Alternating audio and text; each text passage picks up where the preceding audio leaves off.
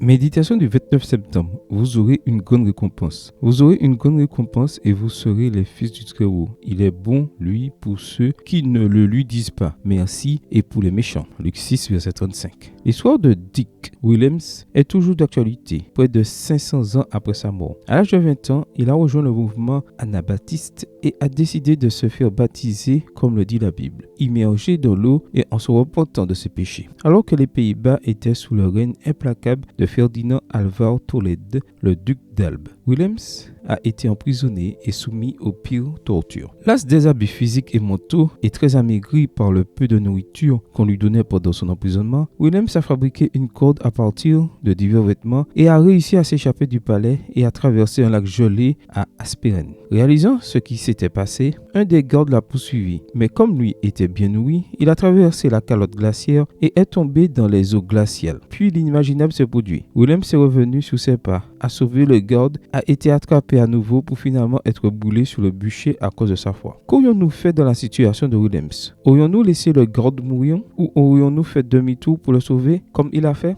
Quelle que soit notre décision, notre frère Williams a décidé de suivre le chemin recommandé par le sage. Si ton ennemi a faim, donne-lui du pain à manger. S'il a soif, donne-lui de l'eau à boire, car ce sont des charbons ardents que tu amasses sur sa tête, et l'Éternel te le rendra. Proverbe 25, versets 21-22. Ce n'est pas la société qui vous récompensera, peut-être vous condamnera-t-elle même. C'est Dieu qui vous réserve une récompense. Williams a décidé de traiter son bourreau avec gentillesse et nous a donné un noble exemple de ce qu'être chrétien signifie. Lorsque nous traitons nos bourreaux avec bonté, nous pouvons être sûrs que nous aurons une grande récompense et que nous sommes des imitateurs de notre Père qui est bon pour ceux qui ne lui disent pas merci et pour les méchants. En réalité, riposter est être vaincu à la fois par le mal de notre ennemi et par le mal de notre propre cœur, qui répond au mal de l'autre. Williams a surmonté le mal par le bien et pour cela, il sera bientôt récompensé. Amen. Bonne journée à vous et que le Seigneur vous bénisse.